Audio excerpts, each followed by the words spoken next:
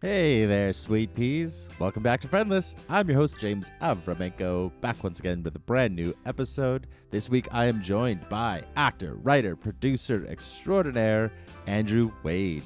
We discuss the intentionality of building friendships and community, what it truly means to put your air mask on first, and stronger options to start a conversation other than, how are you doing? All this and so much more. It was an absolute pleasure catching up with Andrew, and I think you're going to love this one. So buckle up, lean back, get comfy, set your volume at a reasonable level, and enjoy my interview with Andrew Wade here on Friendless. You know, it's funny. I was just watching one of those like YouTube tutorials on like how to interview better and like how to make, audiences hooked into your interviews and blah, blah, blah, blah, right? And one of the things was like, never start an interview with, so how are you doing? And I was like, yeah, but like I'm doing like I'm not trying to bring on influences, right? I'm trying to like just have a chat and I don't know. Have you ever thought of like a better way to open a conversation than how's it going? Because that's such like a knee jerk, just simple one, you know? Yeah. Well, so I am definitely the person growing up where I would take questions literally, which is a sign that I'm somewhere on some neurodivergent spectrums. But yes, I was known as the guy who would actually answer your questions if you asked them, even if it was phatic communication, which is to say, like words that don't mean anything. They're just a Yes. pleasantry.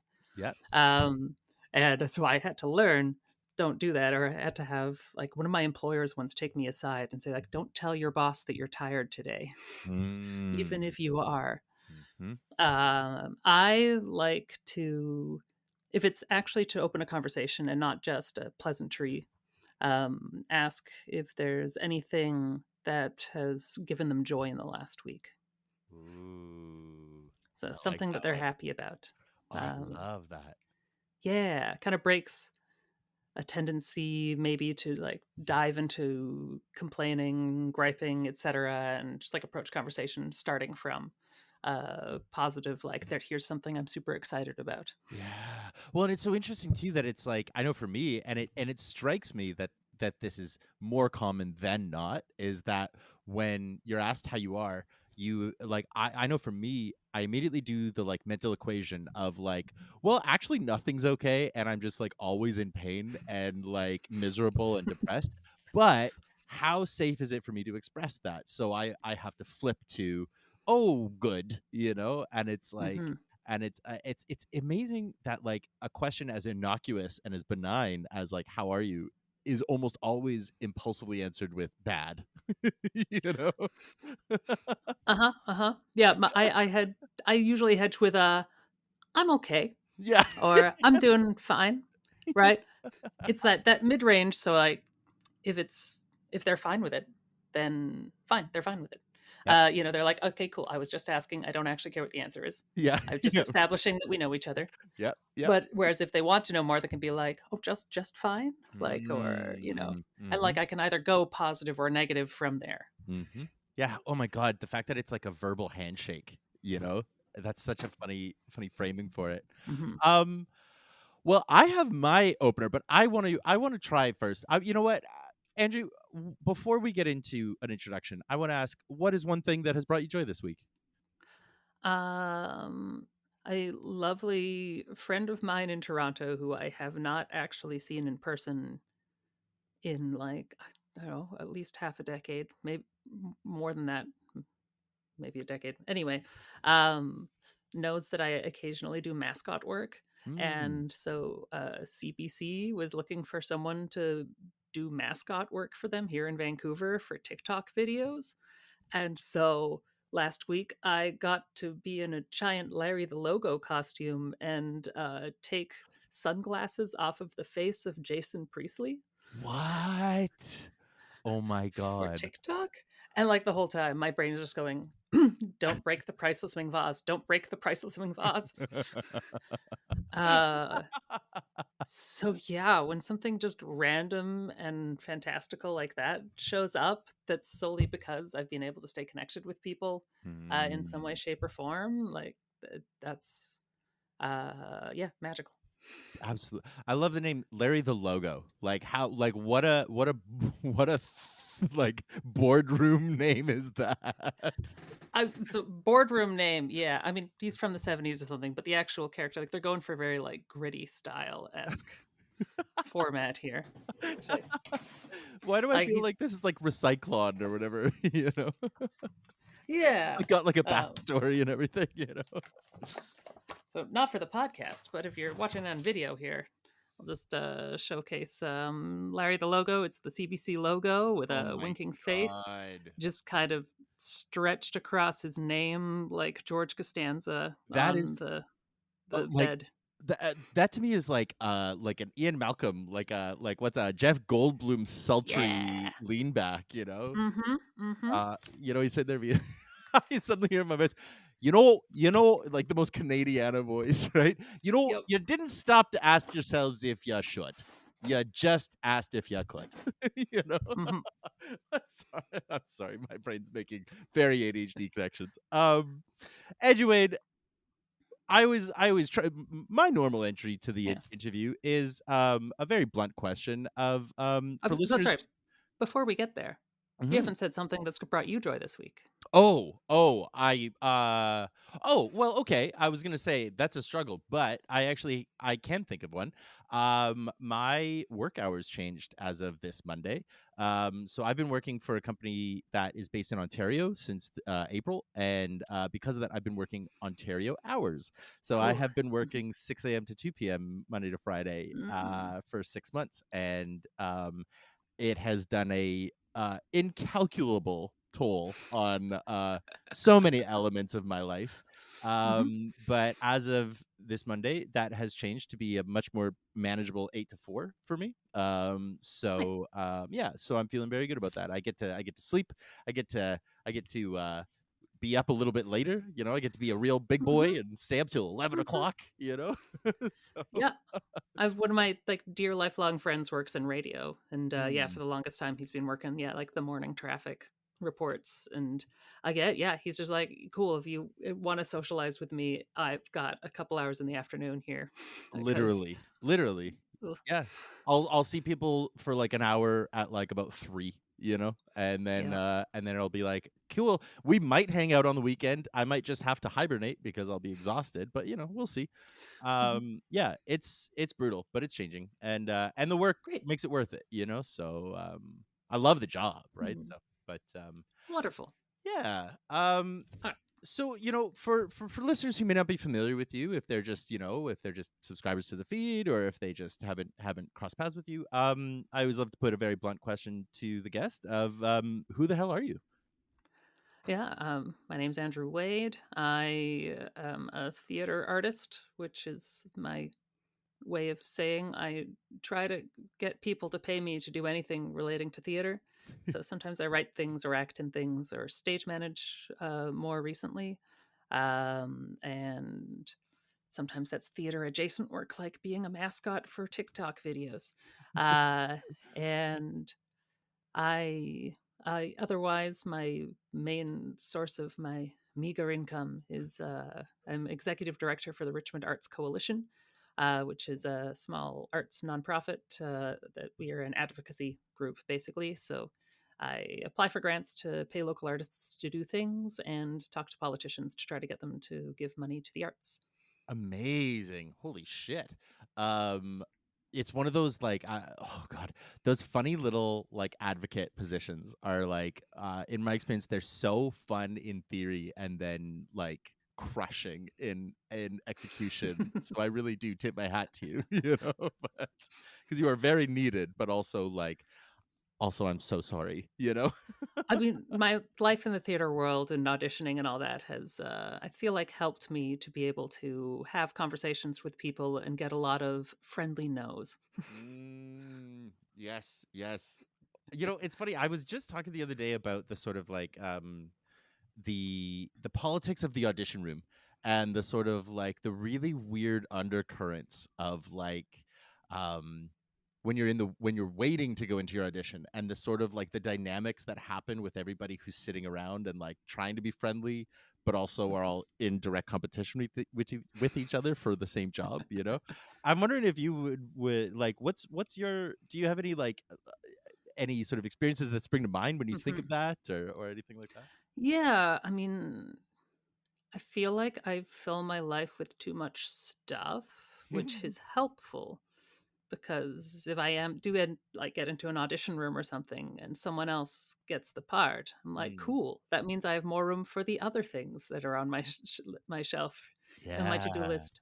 Maybe I could read a part of a book someday. So I think that helps. Also, uh yeah, I mean, if it's a show that I'm genuinely like, excited for, invested in, like, I am excited if they find someone better than me and that can make great art yeah. together. Like, I mean, I'm okay with that. Hmm. So, yeah, so I don't really get too much of the jealousy side of that. Although I'll say, with a slight exception for like technical skills, where I'm just Sure. like, if I'm in there and someone else is just like, I don't know, they want someone who maybe can play an instrument and they're just like, the most stellar ukulele player you've ever heard. And I'm like, but even then, that's not so much jealousy. That's more just like regret, being like, Yes. hey, Andrew, why didn't you learn the thing? Why Mm. didn't you figure out how to like keep staring in one direction as you're spinning? Fuck though. Yes. I have that conversation with myself all the time. And I used to really fall back on that one when sort of like consoling people about certain elements of that stuff would be this idea of like, someone getting a part isn't actually a loss for you, because like you Mhm. didn't put in that work. You put in the work somewhere else. And like that doesn't make you a failure. It doesn't make you Mhm. you lacking in something. It's just that, well, like you say, you focus somewhere else. And so like that'll mean when the opportunity does come up, you'll have a leg up in that regard, Yeah. and so just keep shooting for that. Yeah. And there are a couple of times in my life where I've been told, like, I love being told, like, why I didn't get a part because it's so rare. But I was like gonna once say it that was, sounds so masochistic, but please go yeah. on. Yeah. Well, the couple of times I, like, hold on to her, one time, it was literally I did not get the part because I was too short. They needed Mm. someone taller in order Mhm. to fit the role Mhm. and for who they had already cast. I Right. was like, "Cool. Alright, well, I mean, on the one hand, if you knew that part was cast, you shouldn't have brought me into the audition room. But on Yes. the other hand, like, that's entirely out of my control." Or Bingo. another time I was, yeah, auditioning for one of like a pair of comedy characters and they could either make them both very quite young or both quite old. And Mm. they went with the quite old pair. And I'm like, cool. Again, nothing I have control over. Yeah. So Well, and wonderful. and it's amazing how often that's what it comes down to. I think that there's an impulse. I know when I was auditioning, I always had this impulse of like, oh, it's because I'm a piece of shit. And it's because I Mm. suck at this and I did the worst audition ever. And every time I'm going in there, I'm getting worse and yada yada yada. Right. And then you get behind the audition table and you get on the other side and you realize that it's like so much of casting is like, well, we already have this person and they have brown hair. So we have to do it. We have to and it's like, no, no, no. We can't just dye their hair. No, no, no, no, no, no, no. Hmm. We have. It's like that saves that's an hour's work and $20 of the budget. We have to go with the person who Oh, already of has brown course. hair, right? Yeah. Like, I mean, I'm slightly hurt that I can't apply for to try to like be a character on a Disney cruise because they only accept men, I think 5'3" and under or like 5'11" or and up or something. Because those Oh, that's what they have costumes for. right. But on the other Yeah. hand, I'm like, all right, cool. Well, I'm glad that you put that up front, so now I Yeah. don't have to care. It's just You know? completely arbitrary, right? Yeah. Yeah. I want to come back to something you said earlier that I'm really interested in. And this is something that I've been really focusing a lot in lately on my sort of like my own personal work and my own personal development. And it's something you said about like maintaining long-term connections. And obviously we're going to get to the like, deeper friendship questions and stuff like that, but I'm really curious about your sort of practice and your experience and how you frame like maintaining not only connections in person and in your life, but also these like more strained, whether they're Mhm. long term, long distance, those kinds of connections like that. Yeah. I do a few things. I mean, I'll start by saying, uh, the theory of like relationship degradation. I mean, It's I know that basically, because I'm ADHD, it doesn't happen, but yeah. So also Also ADHD here. Yes. So I find I kind of have like the two switches. There's the like, well, yes, I continue to absolutely like, how I feel about this person hasn't changed just because time has elapsed.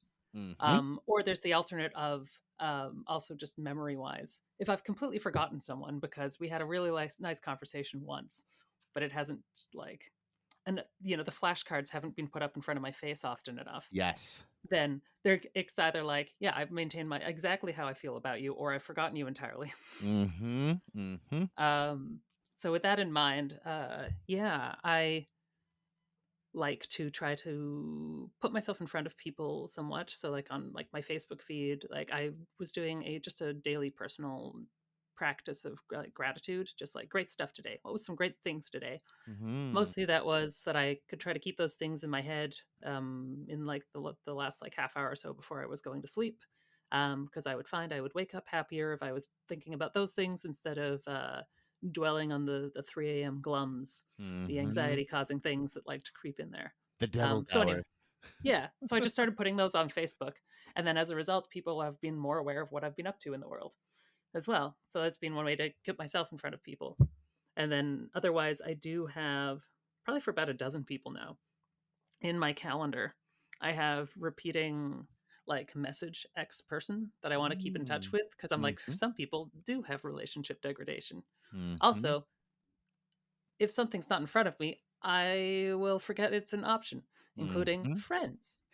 So I've got some people where it's like once a month or once every like 45 days, once every 60 days, just like a little reminder of like, hey, you should message that friend of yours. I love that. And have you set that up with like a calendar or an app, or like how do It's you do just that? Google Calendar. Yeah, just Google Calendar. There's just a to do task that repeat that or a calendar item. Yeah, that shows up. Like That's so, it's so like fantastic. repeat every 45 days. Yeah. Yeah. I love that. I had just recently discovered an app that's really similar to that, that I'm forgetting the name of now. I'm just frantically. Oh, it's called. I don't know if it's Fabrique or Fabric. Fabric with a Q. And it's like a friendship building app of like you make these Mm. circles, and it's like people to contact once a week, people once a month, people once, Hmm. and I of course forgot to use it. I got it all set up, and then notifications on my phone always stress me out, so I turn off notifications, and then I forget to check them. Anyway, it doesn't, But Yeah. I like your pattern a lot. I think I might try emulating that. Hmm. It sounds really Yeah. helpful. It it really is. And then also, if I've found I've like just like deleted being like, nah, I actually don't want to message that person like a few times in a row, and being like, all right, maybe I don't actually want to keep interacting with this person, and that's Yeah. okay. Which is Mhm. also something that I have a hard time figuring out. Getting people out of your life, even if it, especially, I think it's like, it's for me, it's so strange, is that it's like I find the people that I'm most like anxiously attached to are actually probably the hardest to get out of. The people who I'm like, no, I genuinely need you not in my life, but I'm like for some reason not able to. But Hmm. then the other really hard one is the people who I'm just sort of like, okay. Like it's just sort of like the peter out, like Yeah. how have you landed with that stuff recently? Has that been a common thing Uh, for you, or I mean, I find I take the petering out hard because again, the whole lack of relationship degradation type thing typically. So I'm just Mhm. like, oh, I take this personally. Like, oh no, we just don't have. Okay, huh, what have I done? Have I done something wrong? Did I say Mhm. something incorrectly? Because I can do that. Yep. Was I? Hmm. And then yeah, that's not a good place to be in. Nope. But yeah, I just yeah. So yeah, so I'm still working on that one. Yeah. I mean, for a lot, I don't know. For you can kind of see in the background there, I've got an old like it's a drawing I made in elementary school of like Andrew the Knight, Amazing. and it's just like I've. I mean, it's a knight, but I feel like in D&D terms, I'm cleric class, in which by which I mean like, if I feel like I can still be like helpful to someone in their life, then I'm like, well, Mhm. we have to keep interacting with them. So how can I assist? How? You know, so okay, this is something that you're that just sparks my brain so big. It's something I've been dealing with like directly in my life recently, and I'd love to hear your experience with, if there's something similar for you, is this idea that it's like when you see someone in your life who you care about and they're having a hard time with something, but you can't, the only way you can actually help, when I say you, I'm actually saying me, just so you know, this is how my brain unpacks. The only way I can actually help is by actually disengaging and by not actually being around and by giving space and by essentially disappearing. But my like anxious attachment and my like savior complex and all the other things that come into play are like, but I can see what's wrong and I want to help. And then that in turns just like makes things worse, you know? And I'm wondering, in your experience, how have you, like, does that ring true to you? And then also like, what have you done to sort of like shift that within yourself? Hmm. Yeah. So, when I was at UVic, so yeah, same time you were, Mm-hmm. for some of it, was involved in the peer helping, which is like basically volunteers, very simple counseling. And I also like to put a pin. I want to talk to you about counseling stuff. Um, Mm, but um, absolutely. but yeah, so one of the things just learning there was like when you're listening to people, when people have issues, there are different modes that people can be in and different modes of helping. So, Mm. the problem solving mode, which is the one I, of course, jump to, Mm-hmm. like basically, if they want problems, if they're in a mode to solve problems, great, you can help them out. Mm-hmm. But the other mode is, the mode of listening, where they just need to be like processing what they're feeling, what they're going through, but not taking any actions. Mm-hmm. That's a separate thing. You want to try to figure out which of the two for helping. And then also there's the someone has knows what they need to do, like decision has been made to do a thing, but that space of before actually making the decision is also very necessary for a lot of tasks, a lot of people, a lot of like times in your life. Mm-hmm. um and yeah, I find like, if it's in like that kind of space, then if I can see that, then that's helpful for me being like, all right, there's nothing I can do to help at this moment, because Mm-hmm. it's not you need me to listen to you, not a you need me to help brainstorm solutions with you. You need to just be like sitting in where you are. Yeah. So it's, Which is one of so those uncomfortable. situations. Yeah, yeah, for sure. And I'm usually in that space for something or other in my life at any given time. uh it's frustrating, but Yeah. it's real. Yeah. uh yeah. And there are other times, yeah, if the best way to help someone is to not be engaging with them, like that's, yeah, um oh, just being cognizant of that, and you know Yeah. deleting the recurring calendar item to go and message them. I also find that it's like, it's this cross for me between like essentially FOMO, like the desire to be aware of things, but then also Mhm. that leading to impulsivity, because it's like, phones make contact so easy, and social media makes contact so easy. So it's like, it's so hard to get the distance that I need when I don't want to disconnect, forever, but Mhm. I really need to right now, and I struggle with because I'm autistic and ADHD, and those two things, while they're like very common comorbidities, are also in the way they show up are basically in direct opposition. So it's like I need routine, but I crave impulse, Mhm. and because of that, it's like I need to see to feel calm, but if I see, then I'm gonna be escalated, and Yep. it's finding ways to tolerate that balance without just becoming this fucking gremlin, which is what I've been for the vast majority of my life. I'm only really having these realizations about myself in the last like 2 years, maybe, and so Mhm. it's like I look back and I'm like, oh Jesus Christ. I think about someone like you and I'm like, oh, you knew me when I was just like out there self-medicating, unfuck diagnosed with anything, just a fucking goon. Mhm. Mhm. And I'm sorry for that. I'm sorry I for anything and everything. I was, yeah, not an ideal human being back then either. Still am not, but like there's be an improvement. Super fair, super fair.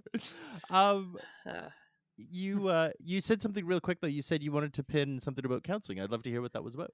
Yeah. So I mean, though I did that stuff, a decade more than a decade ago now.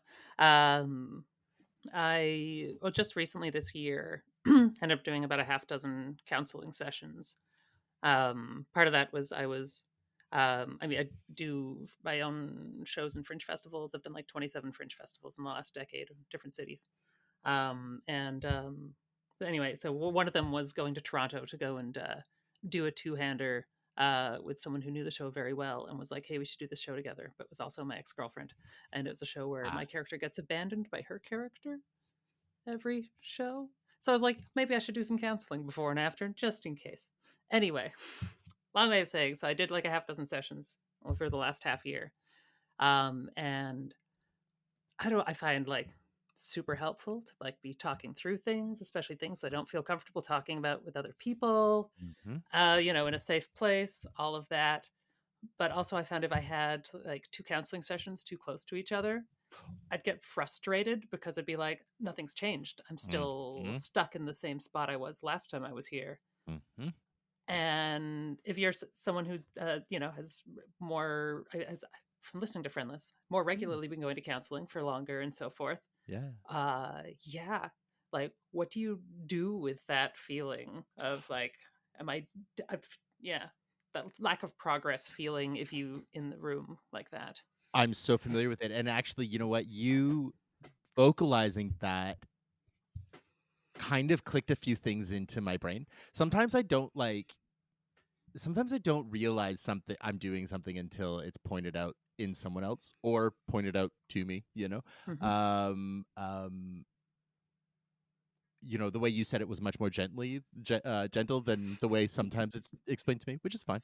But but I at times am going to therapy for like not for progress, but literally for like expulsion, like last year I ramped up my therapy because I was like I need an anchor, I need someone who I know I can go to once a week to ec- e- basically exercise the demons of what's going on in my life, because I was in massive panic trauma mode, just processing everything that happened to me. Now at other times though, like right now, um, if my therapy sessions are too close together, I absolutely have that same reaction where I'm like, the second session is less productive because I'm like, well, I didn't fucking do any of this, so what the fuck, But Hmm. so I have this magic. Roughly, I'll go depending on where I'm at. I'll go between every 2 and 3 weeks. Um, because that gives me space to forget what the last session talked about. And then Hmm. I get to see what stuff sticks naturally versus what stuff I want to continue to address.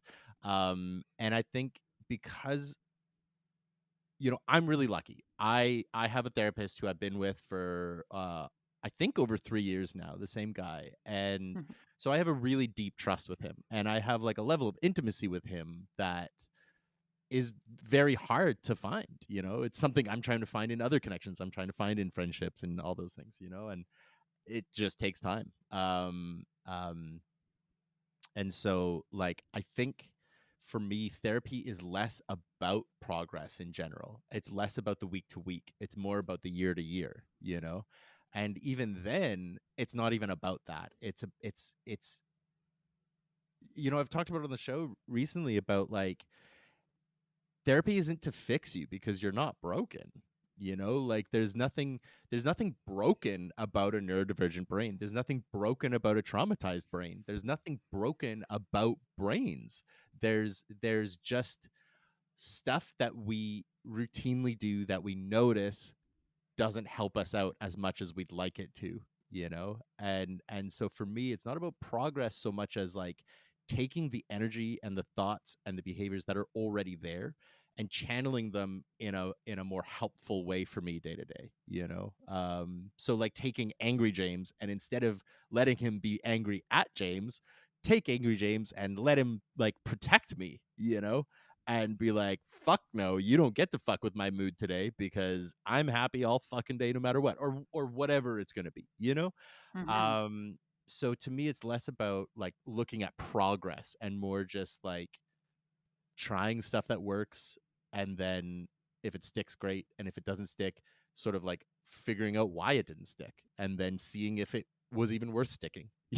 You know, because like a lot of the tips are about like just think different, and it's like, well, I'm autistic, that's not gonna happen, like it's just not gonna happen, Mhm. like I how many fucking times have I bought a day planner because it's like it's on sale or it's pretty or whatever the fuck, and I use it for 2 days, Mhm. and then it gets thrown out, like it's just never gonna happen. That doesn't mean I haven't made progress, doesn't mean I haven't fucking changed somewhere else. It just means I'm never gonna use a fucking bullet journal,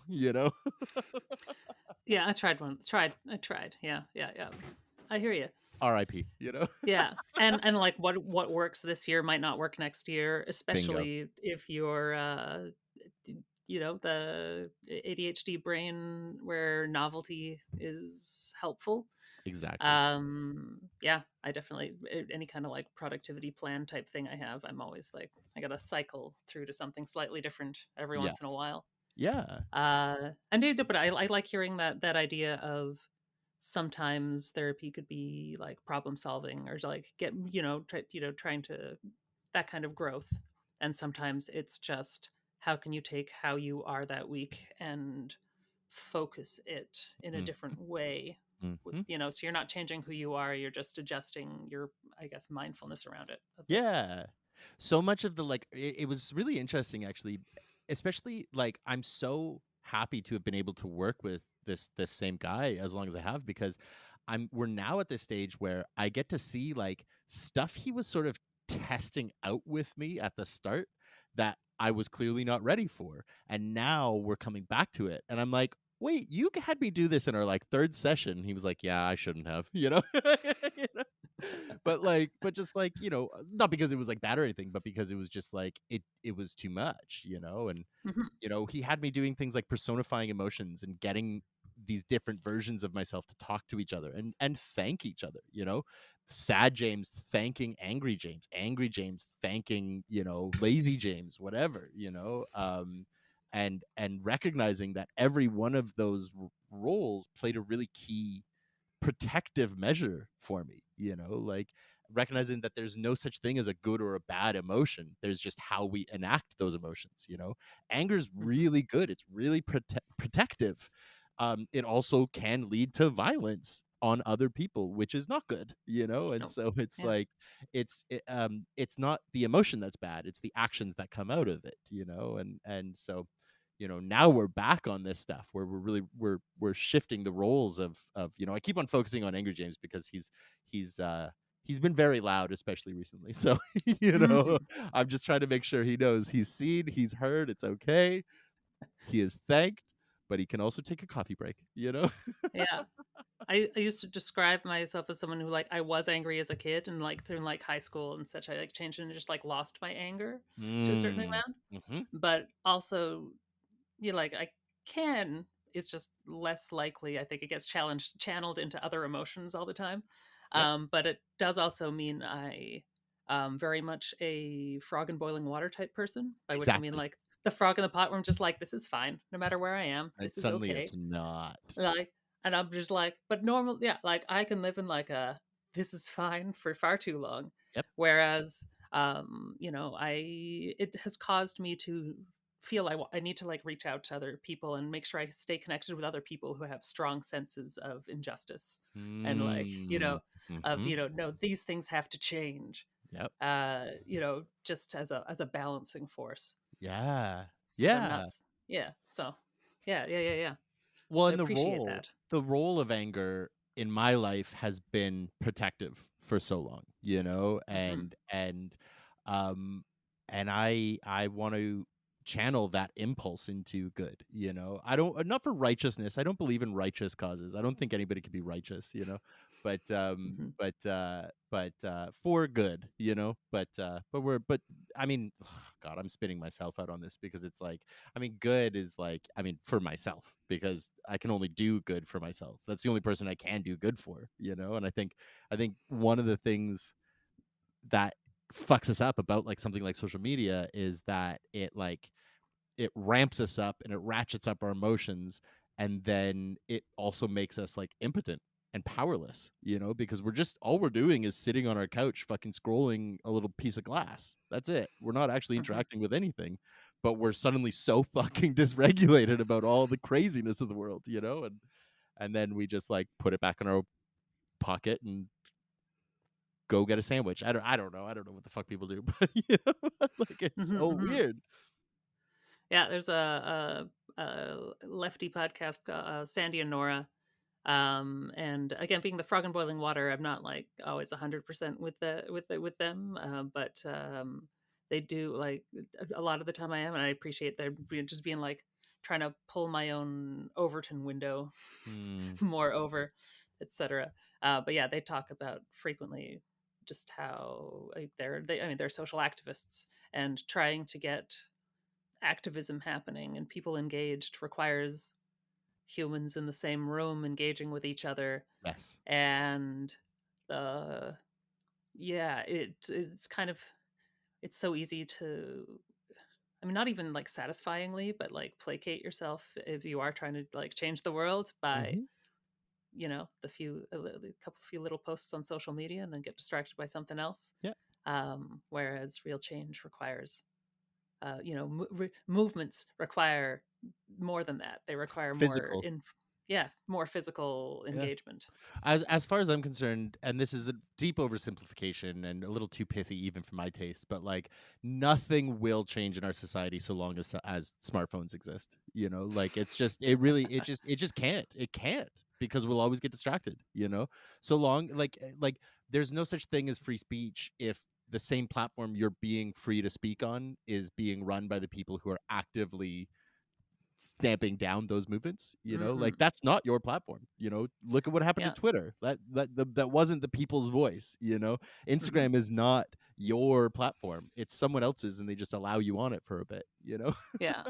My very slight pushback on that would be, uh where it's so easy to get distracted by our phones, etc. I'm like, again, as both of us being clinically diagnosed with ADHD, yes.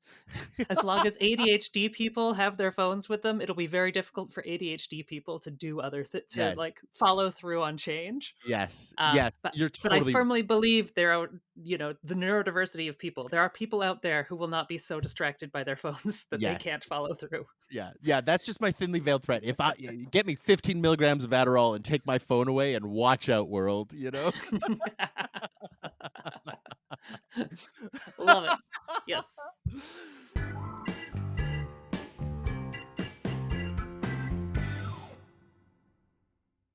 So I want to shift into sort of one of the more core questions. Mhm. We've touched on it a few times already, and talking about maintaining connections and these kinds of things. And as you know from the show, so much of this centers around my internal dialogue and my internal monologue. And Angry James plays a part in this conversation of like, have I been a good friend? What is a friend? How do I show up as a friend? Why don't I have Mhm. friends? I'm sounding like that fucking John C. Riley character. What is a friend? Can I have a friend? Mhm. But Mhm. but at the core of it is the question of what it is to be a friend. And I'm really curious for you, what Mhm. does that mean to be a friend? All right. Well, first, I have a somewhat ridiculous legalistic answer for you, Yes. which is, as someone like, again, who like needed definitions for words. Like, I'm the kind of person where, and like I included this in the one personal storytelling show I've done at Fringes before. Like, I in church as a kid would refuse to sing certain words if I didn't know what they meant, because otherwise I could Mm. be like lying to God. Uh, like the word love. So anyway, I like I encountered this question, like, yeah, so how do I know if someone's my friend or not?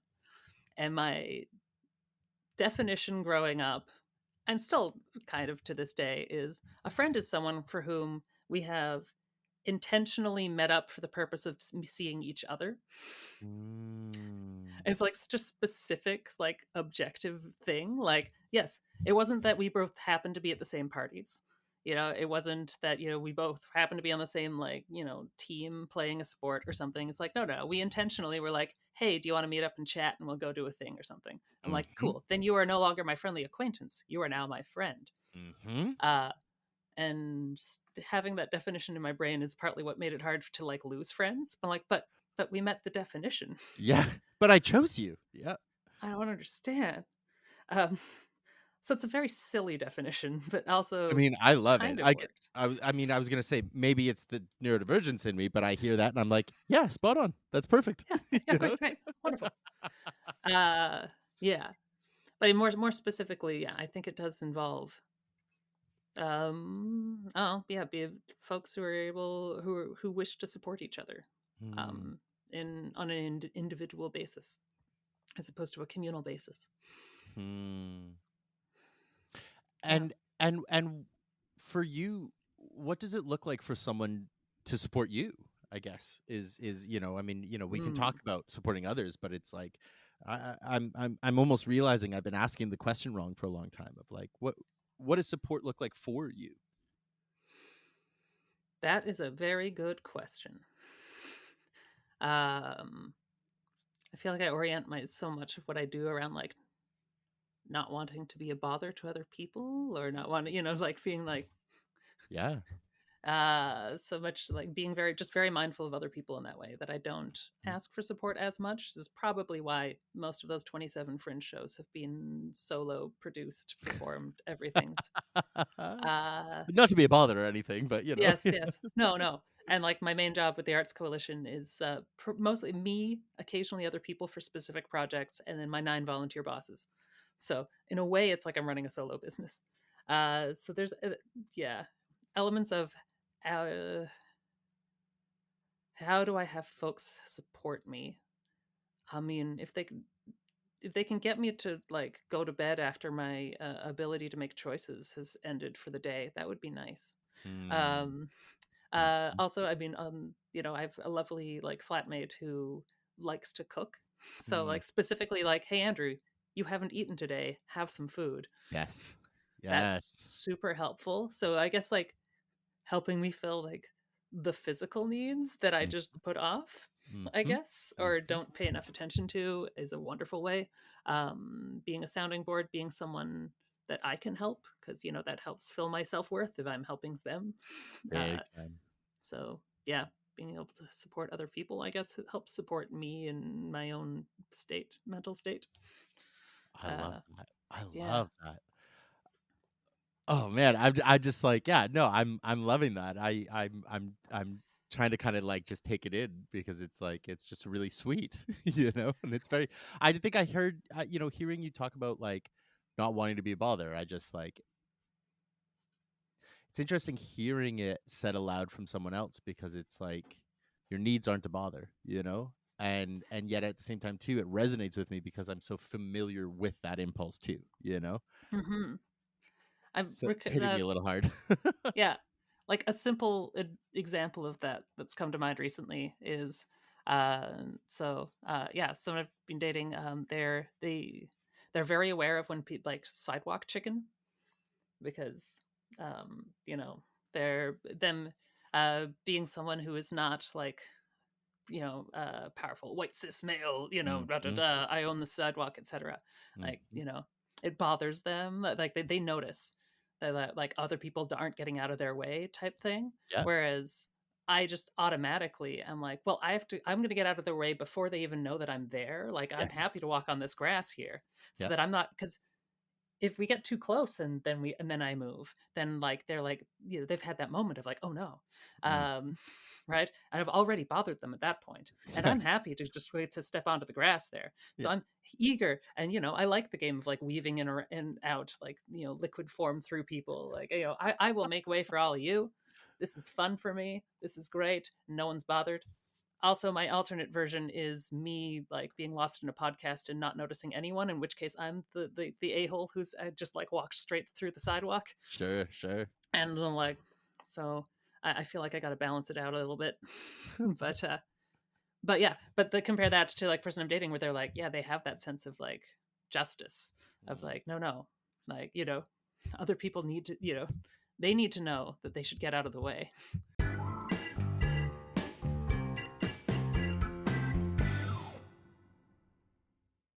So here's something that came out of the last time I was at counseling. Mm. Do you believe that and it's about definitions, so word definitions. Do you believe that doing something for yourself is selfish? No, not even a little bit. Um, it's there's a really common. I don't even have to think about that one because it's such a core of my therapy. Um, there's a really common image of like you put your air mask on first when the plane is crashing. Mm-hmm. You don't put on someone else's, and to me, putting on the air mask is more than just, oh, I'm in a life threatening situation. It's like you're on planet Earth. You're alive on planet Earth. You're always in a life threatening situation. you know, it, oxygen is technically poison. like like we're Mm-hmm. we're always in a type of danger. Like planet Earth is plummeting through the vacuum of space so fast that it pushes us onto the planet, which we then call gravity. Like it's like we're always Mm-hmm. in danger. So I'm not saying always be worried about it. I'm just saying like there's sort of no moment in your life where you're not in a falling airplane. Yeah. There's just times where you're allowed to forget that. you know, but but um, but because of that, like as long as it's not like a malicious choice of like, well, I want the cookies, so I'm taking it, and that way you don't have any cookies, like that's being a dickhead. But if it's like I see you're in pain, but I'm exhausted and I cannot hold this with you, that's not a selfish act, Like, um, I think it feels painful. I know it's felt painful for me in the past because of bad boundaries on my part, of overgiving and then exhausting myself and then actually becoming resentful of that person. So Mm-hmm. obviously it's actually an act of kindness to remove myself because inevitably it'll create bad feelings later if I don't. um Mm. so yeah, Yeah. I think it's inherently generous to be not self-serving but to be self-focused. Yeah. Like I intellectually I understand the whole idea of like an act of kindness. If it's an act of kindness to yourself, that's still an act of kindness, Exactly. right? But I'm like a greater act of kindness to myself, or it could be a lesser act of kindness for someone else. The whole like I don't have like the ability to like to assist you much right now, but I'm gonna try anyway. Mm, I'm like my brain has a little hard time like grokking that because again, totally. frog in boiling water. I'm like, Yep. well, I'll be fine. Mhm. Even if, but I can't guarantee other person will because I can't be inside their brain. So Yeah. therefore, I have to try too hard. Yep. Well, and uh, at the same time too, is that like the moment that boiling water is too much, you're already in it. And so now both of you are fucked, So it's like it's better for you to not put them in that boiling water with you, mhm, Um because then you're already in. And so like it's better like I used to have a boss who used to always say never make a plan you might cancel.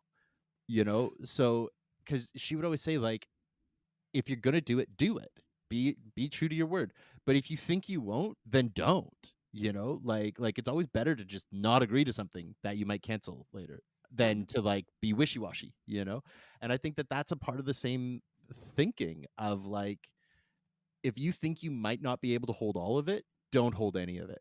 mhm, Because especially when it comes to people's like mental health and when it comes to their vulnerability and their well-being, if you are taking on even a part of that and then have to drop it, that's gonna be some form of trauma, like not super not meaning to be so escalated in that, but it's like I mhm. mean it could be. Yeah. And so like you have to be so fucking careful if you're gonna take on other people's emotions and other people's well-being.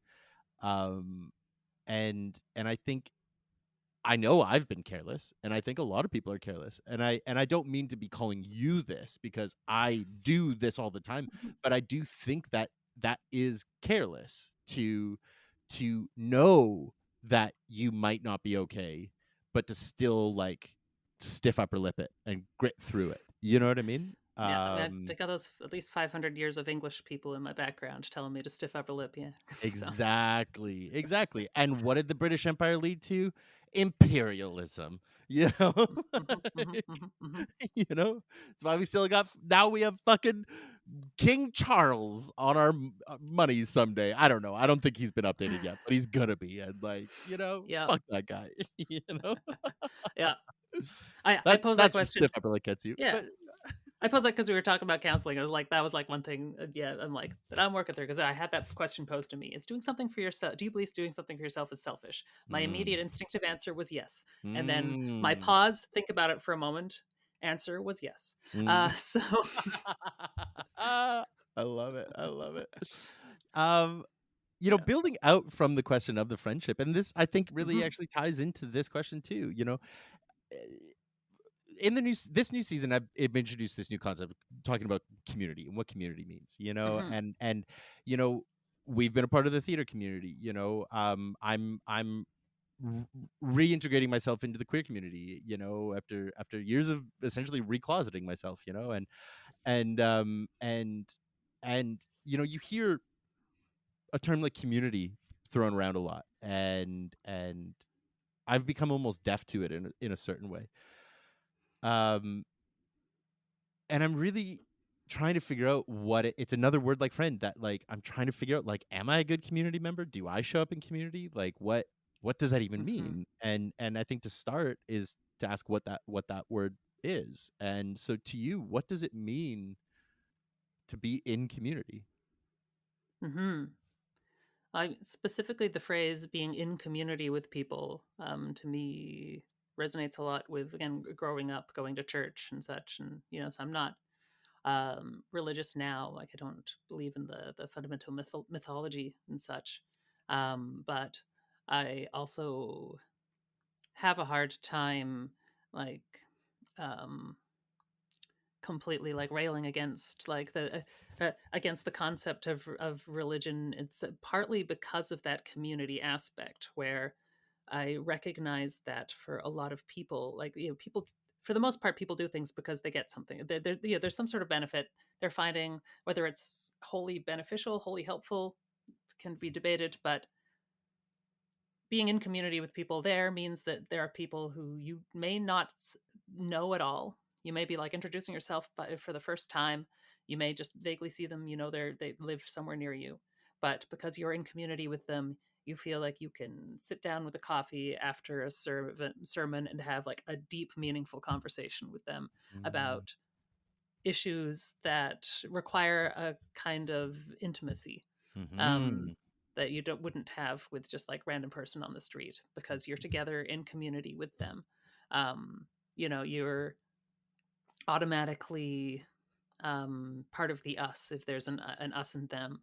Mhm. Mhm. And I think a lot of people in the world don't have that Mhm. otherwise.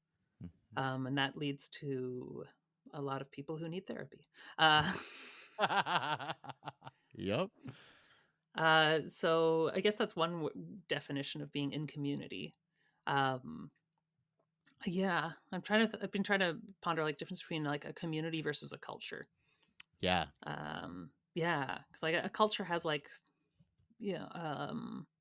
kind of like norms and boundaries and such that are generally agreed upon, by people there. Um, like if you go to like an arts conference or something, there will be a culture there Mhm. that allows for certain things and whatnot, and certain perspectives. And if like you're a raging racist, you're not accepted in that culture, Sure. that kind of thing. But that's slightly different from. It's also a community. It's a community of people where because you have the enough in common and such, you feel like you can sit down and have a deep, meaningful conversation with people there about not about everything maybe, but about some things. Mhm. And there's an expectation of support, I guess, that doesn't exist for people who are not of the same community. Mm. I love that. I can't even elaborate on that. That's just perfect. You fucking nailed it.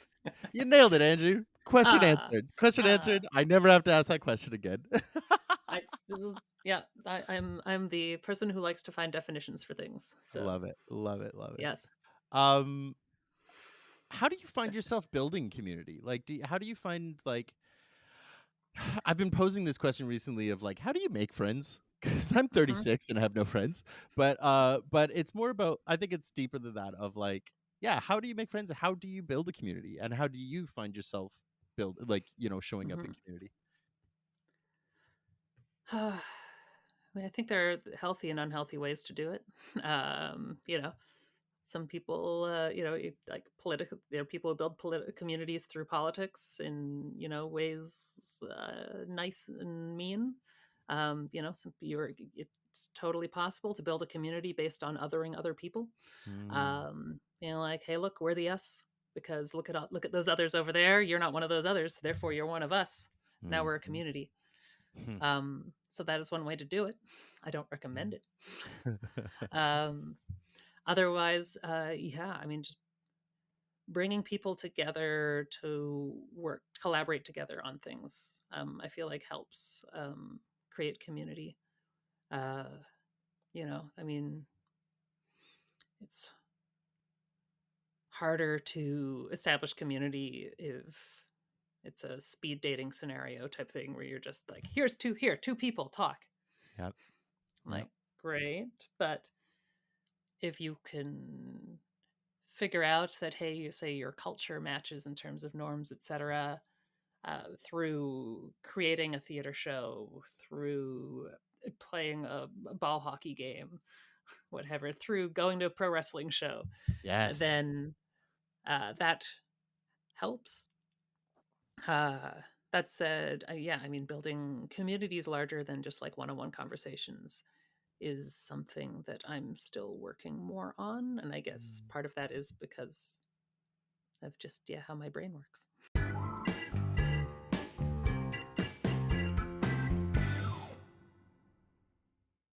Well, I'll put that to you. What do you feel is the difference between community and culture?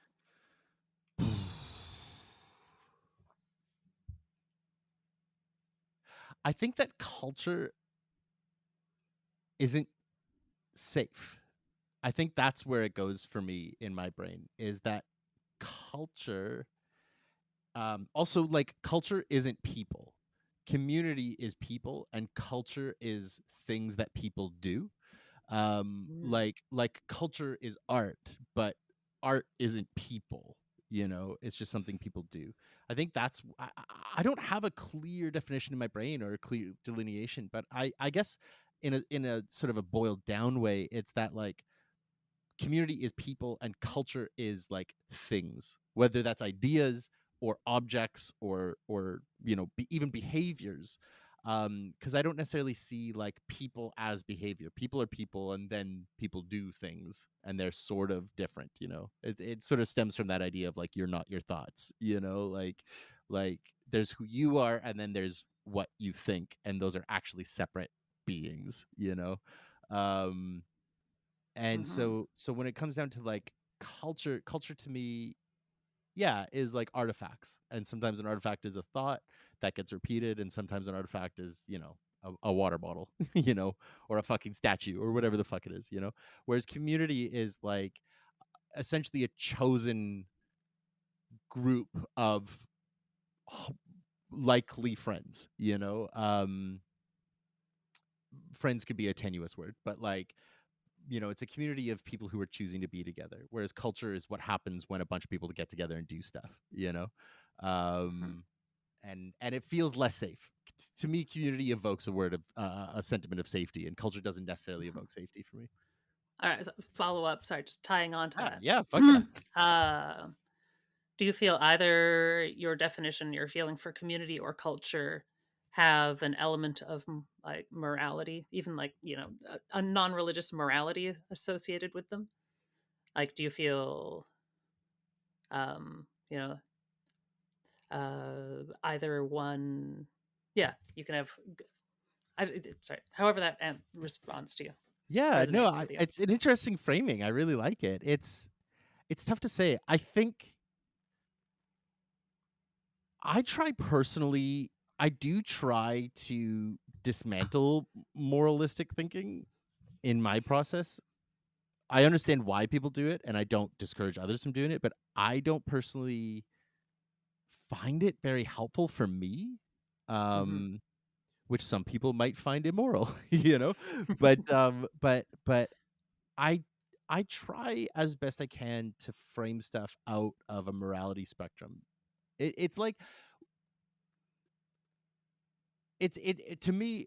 I'll give you an example of like um, there's like what's called like ethical non-monogamy, and then there's the term that Jessica Fern, former guest of the show, she wrote a book called Polysecure, and she calls it consensual non-monogamy. And that to me is a really, really beautiful nuance where it's like ethics, just like moralities or morals, are subjective. Hmm. Like it's like and they change. And so they're actually very Hmm. unsafe. Morals are really unsafe. Some of the worst fucking things ever done to humanity were argued because of morals. It Hmm. was moral to do whatever Hmm. fucking atrocity you want to list. Um whereas like consent, it's not that it's more black and white, because consent is still in certain arguments tricky, but it's more about giving agency to the thought, right? Like consent is about agency within that, whereas Hmm. morals and ethics are actually kind of about removing agency and being like, well, I was told it was moral so I could do it, just following orders. Yeah. um so I guess if I was to double this back, this is the thought processing about these terms. I think I don't think I instinctively, impulsively put those terms, but I think if I had to look at them from that light, I think I would look at community. To me, that word evokes feelings of safety, which evoke, what you could call Hmm. good morals. And culture kind of evokes bad morals. It kind of evokes danger. Hmm. So I guess that would be the lens. Do you need Yeah, to yeah, pause? yeah. Was that your phone? No, that was a car outside. Oh, sorry. Um, Okay, okay. but yeah, yeah, no, no. I mean, and even your specific example of ethical non-monogamy as a term versus consensual non-monogamy as a term. Yeah, I think of that, and I think of community as being a place that has a lot more consent involved in terms Exactly. of, yeah, people consensually agreeing to be together and not required, as whereas you can have a non-consensual culture, a Exactly. culture where consent is not well considered. Bingo, right? Yeah, it's called, Yeah, most societies that have ever existed, you know? yeah, yeah, yeah, yeah. It's why they have a Not counterculture, Yeah, like, not right? always non-consent in like the same places in the Mhm, culture, but in mhm. different places. Yeah, yep. Exactly, Hmm. exactly, right, And also realizing that it's like, to me, like, culture, you know, I once framed it in my brain as like culture is renewing and changing every time someone is born, because culture isn't Hmm. inherent. It's learned, it's not an inherent truth. Pink isn't always for girls. It hasn't always been for girls. That's a cultural choice, Hmm. and even when pink was for boys in the fucking 1800s, that was still a cultural choice. Pink is for no one. Pink is just a fucking innocuous color on a Yeah, spectrum. yeah. Like it's a nothing. There's no morals to pink. There's no Hmm. culture to pink. We place meaning onto things that inherently have no meaning. So yeah, so I spun myself away from whatever point I was That's going to it. keep Yeah, on yelling. yeah. We have associations with different things, and we can Hmm. choose to, yeah, to stick with the cultural associations or to ignore them. And I think that's totally valid. I love Yeah. purple partly because it's considered the color of magic, but like. I mean, not Terry Pratchett's Color of Magic, but yeah, in general, the color of Yes. magic. Yep. Yep. Yep. Yep. Yeah, and I'm like, cool, that is a cultural association I like with that color. Mm-hmm. Um, but yeah, I mean, I fully acknowledge, like, growing up, yes, like, as a cis white boy, I would not wear pink, much pink, because it was just like, oh, that's not a color. That's a color that would cause other people to find Mm-hmm. discomfort around me if I was wearing too much of, or Mm-hmm. like certain types of clothing. Whereas And that's like, because you were in a culture, yes, not a community. yeah, yeah. Like, I love wearing a good swish, like swishy pants and such. But Yes. do I want the like cultural like attention of like walking around in a long skirt every day? Not Mm-hmm. really. Exactly. Well, and that's what I mean too. But like totems, right? Culture is just built by totems. It's built by associations. It's the whole debate about pronouns. It's why these fucking mouth breathers can't accept pronouns, because to them a word means this, and they're not willing to accept that it could, you know, mean that same Mhm. thing for someone else. Yeah. Um, It's got to be. We got to make more descriptive grammarians instead of prescriptive grammarians. Words can Literally. change. Yeah. God, or we could just go back to grunting. I honestly think we need to just go Mm. back to just sounding, just eliminate words altogether. As a writer, I fucking hate words, you know? Oh, but there's so much you can read into a grunt, and so often it's misconstrued. Well, I Oof. mean, yeah, and that's just called a word, you know? Yeah, that's true. That's Uh, true. all Okay, words are yes. grunts. Listen, Andrew. Before we wrap up, I do just have the one last action question. But like, Mhm. this has been so much fucking fun. It's so nice to reconnect with you. It's so nice to chat with you. And like, Yeah. I was admittedly I was worried. We haven't spoken in almost 20 years. I think Like, we briefly spoke in a Saskatoon Fringe Festival year once. oh my god, man, Maybe? that was.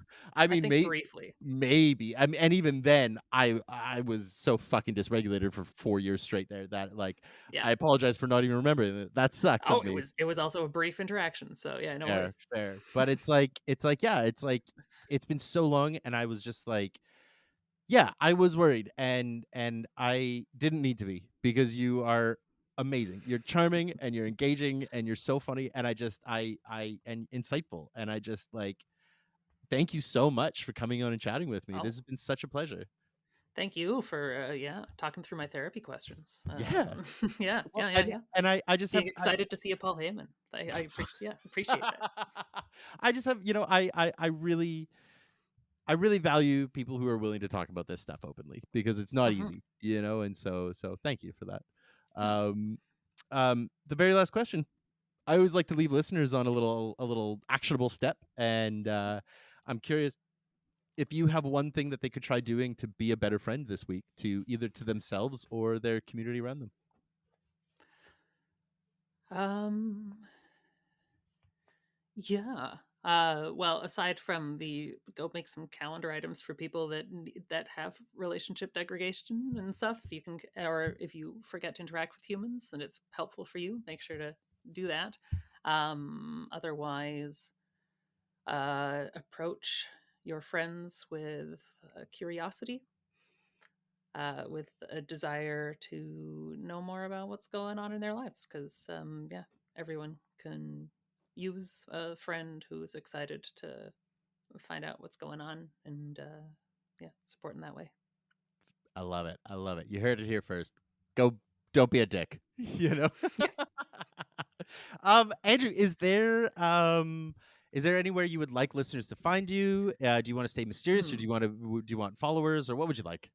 No, I mean, you can find me, and I have 2,000 people attached to my Facebook because I want people to know what I'm doing. Fair. And yeah, and if I'm not on my ADHD meds, I will accidentally spend hours on social medias. So It's called you can self find me there. medicating. Andrew Wade, it's like the like slash Andrew DE Wade, or Instagram is also Andrew DE Wade. DE are my middle initials. Also makes me sound French. And I've got a TikTok that I update like once a month. I forget what that one is. You can search around. Yeah. I'm also andrewwade.ca, which is a website that I sorely need to update because I can't decide if it's supposed to be a blog or an actor's resume or a stage management thing or God, what. tell me about it. I never know what to do with any of these things. Yeah, the struggle is Yeah. real. The CBC people who hired me for the mascot gig apparently did look at my website before contacting me, so apparently it was good enough for that. Hey, there you go. If it's good enough for the CBC, it's good enough for me. All right, well, thank you so much for chatting. Thank Yeah, you. this has been delightful. This has been the best. Thank you. Thank you so Yeah. much.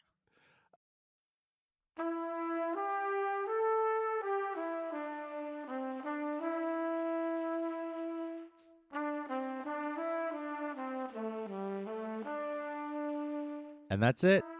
Thank you one more time to Andrew for coming on the show. It was such a pleasure catching up with him, and I wish him just all the best. We're trying to catch a wrestling show here in the future, so maybe we'll do an update when we get to that.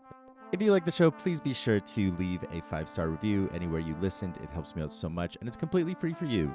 Speaking of free things, why not sign up for the weekly Friendless Substack? You're going to get a loaded update every week filled with a little essay from me, along with a curated playlist for the month, as well as recommendations for books, movies, music, YouTube links, pens, stuffed animals, all kinds of fun stuff. Anything that's kind of distracted me in the week, I share with you. It's a ton of fun. It's always free. You can sign up for that in the show notes. And lastly, if you haven't followed yet, please be sure to follow along with Hey, Sorry I Missed You, my year-long novel in verse that I am sharing every day on Instagram. It's been an absolute pleasure sharing, and the reception has been just so kind and so supportive. And yeah, I can't wait to share more. So check that out. Again, all the links, including all my other social medias at Friendless Pod, all that is in the show notes. So please be sure to follow along. But that's it for me, so let's wrap this up here. Thank you so much for listening, and I hope to catch you back here next week. But I'm not going to worry about that right now, and neither should you, because that is then, and this is now. So for now, all I'll say is I love you, and I wish you well. Fun and safety, sweeties.